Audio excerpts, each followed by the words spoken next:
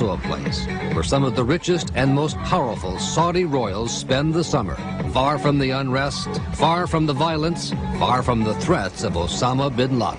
When I see this, I think that they fiddle while Rome burns. Fleeing the heat for European resorts has become a royal Saudi tradition. Until he became too sick to travel, the Saudi King Fahd would arrive every August in his personal 747 aircraft. That's him in the wheelchair, with a huge entourage, to spend the summer at a gigantic palace he had built outside Marbella, Spain, used at most just once a year. This spending is happening while the terrorists are threatening guerrilla war. This is not about vacation. This is about escape. May Yamani saw firsthand the lavish lifestyle of the Saudi royal family when her father, Sheikh Yamani, served as oil minister of Saudi Arabia in the 1970s. Young princes and Now living in exile in London, a fellow at the Royal Institute of International Affairs, she has emerged as one of the harshest critics of the Saudi royal family. there is no attempt at discretion. People hear about the hundreds of cars, restaurants, lavish spending, and it angers them because they've been taught that this wealth belongs to Allah and then belongs to them. This summer, even as Saudi authorities braced for a new round of al-Qaeda attacks, royal family members were once again all over the Riviera, in the water, on the beach, in the shops. Fancy jewelry was going fast, including this $1.2 million emerald and diamond necklace sold to a Saudi prince. Also hot was the latest in Parisian fashion, such as this $10,000 Christian Lacroix outfit with purple raccoon boas sold to a Saudi princess. The rise in the price of oil has been good for someone. In the harbor in Cannes, we counted at least 7 huge Saudi yachts, some of the biggest in the world. The yacht of Prince Sultan, the Saudi defense minister, here. The yacht of one of the king's sons there. And in the middle of them all, complete with its own helicopter, the yacht of the Saudi prince, who is described as the 5th richest man in the world, Prince Al-Walid bin Talal. We're just vacationing like any other vacationers, and I'm with my daughter and my son here. They're jet skiing right now, and they're skiing innocently like any other family. You know, it's like any other family, yes? Well, not quite, right? No, excuse me, like any other family in the middle of the sea. After months of trying to find a member of the royal family willing to talk with us about what some see as a crisis facing the kingdom, we were summoned to Cannes and transported to the yacht of Prince Al-Walid, one of the 5,000 Saudi princes. Prince Al-Walid said he was eager to dispel what he calls the myth that his royal family is threatened by any crisis. These are no crisis. These are issues that any country have to face. But I cannot call these crises. So in Saudi Arabia, you don't see a crisis? I don't see crisis whatsoever. There was certainly no sense of crisis on board the prince's yacht, the Kingdom. The 47-year-old divorced billionaire, whose uncle is the king, was eager to show us around the vessel. Yeah, this is the main saloon here. 281 feet long, once owned by Donald Trump. Don't forget, it's a used boat. It's a used boat. Oh, yes, that's a used boat. Just a used boat. Oh, yes, yes, yes. Best you can exactly, do, Mr. Trump enjoyed it. I'm enjoying it. In this rare glimpse inside the royal yacht, the prince told us he allows no liquor on board. These are the old planes and new planes. But there's just about everything else, including models of his fleet of private jets, missing only the new 747 jumbo jet he is adding next spring. Do you ever get a sense that it's just all too much? No, no. Look, wealth is a blessing. And if it's utilized properly, without abusing it, I don't think there's anything wrong with that. In fact, the prince is proud to be known as one of the richest people in the world. Why should he be embarrassed? 22, $23 billion? Yeah, thanks to God, it is around that. Prince Al-Walid has shrewdly invested in dozens of American and European companies, their logos on display, including, as he reminded us, a very familiar one. I'm invested in Disney, and Disney happens to be owning ABC also. That is correct. So indirectly I have a stake with you, so don't upset me much. I see. No. That's not a threat, Tori. It's a joke.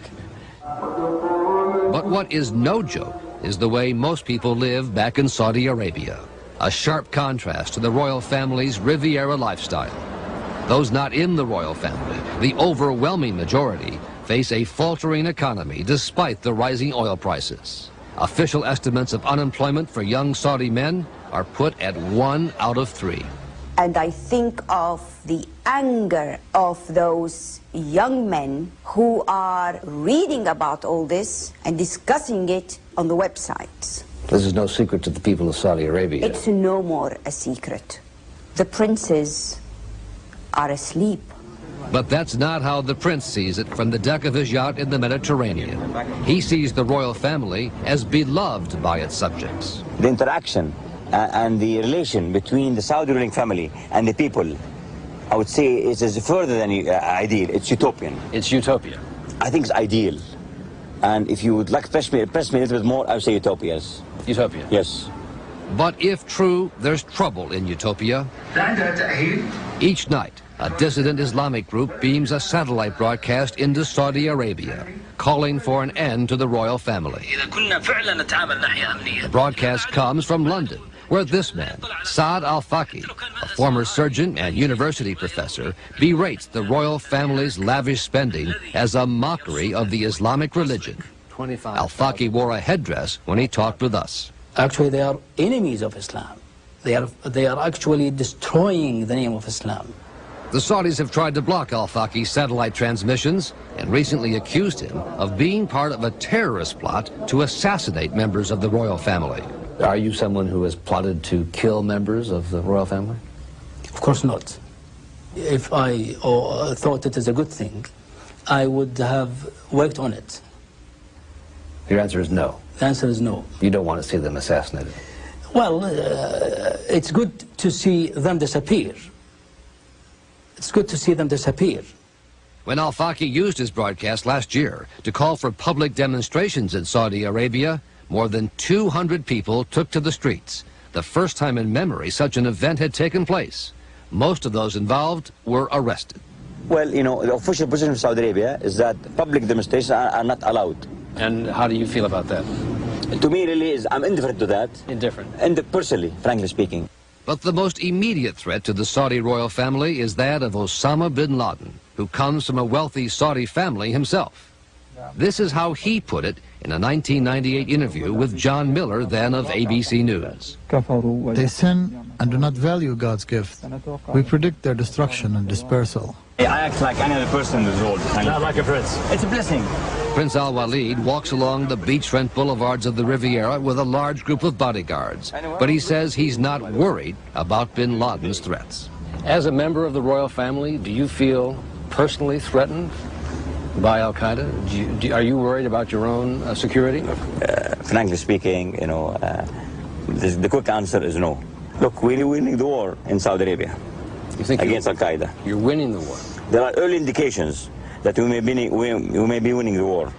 But just this week, there was a new round of violence involving suspected bin Laden followers. A continued threat to the Saudi royal family that did not disappear while the princes spent the summer on the Riviera.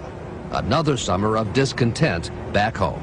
The princes know that they are losing power. They know that things are changing. And what we discovered about some of the other royal princes, their alleged roles in prostitution rings and cocaine smuggling, certainly won't help. This is Monte Carlo on the French Riviera, home to one of Europe's top nightclubs, Jimmy's. The scene of what would become a wild night. In our 2020 investigation, the royal family of Saudi Arabia. Jimmy's was an after-hour club in Monaco that if you didn't have money, you didn't belong there. But a 2020 undercover team worked its way inside, including cameraman Tony Foreman. When we got there, I think it was about 2:30 in the morning. The joint was packed. We were there to try to find a group of Saudi royals who we had been told might be at the club. We found them. They were there with women and a lot of booze. As the Saudis left the club, our team followed them back to their huge yacht and saw a new round of women arriving. I filmed all of that, and then I felt we'd gotten enough. And I said, let's get out of here. That's when trouble began. we were spotted by two men from the royal entourage who gave chase, racing after us through the winding streets of Monte Carlo. And we made a bad turn and got blocked, and they pulled right behind us and they had us cornered. Producer Jill Rackmill was in the passenger seat and says the men seemed desperate to get our tapes. He said, "Do you want to die? Do you want to die right now, right here tonight? Because I will kill you. I will kill you tonight. You will die tonight. You don't give me every single tape, you're going to die. Do you understand me?" Our tapes and discs were destroyed, even the one in the camera hidden under the seat. Something snapped in him, and he tore through the car and got that tape. Yet another example of the secret life of the Saudi royal family, or at least some of them, the kind of unchecked behavior that the monarchy tries to keep quiet, the kind of behavior that has enraged fundamentalist religious groups and liberal reformers who both seek an end to the royal family's reign. They are not only involved in financial corruption, they are involved to their feet with the worst type of moral corruption you can imagine. And in the course of our 2020 investigation, we found plenty to back that up, starting with prostitutes. Convicted Madam Annika Brumark and one of her call girls, Andrea Dalebout, were involved in one of two huge French prostitution rings that catered to the rich and the royal. The stock in trade was beautiful women and young boys brought to certain high-ranking Saudi princes at beachfront hotels and yachts docked in the harbor.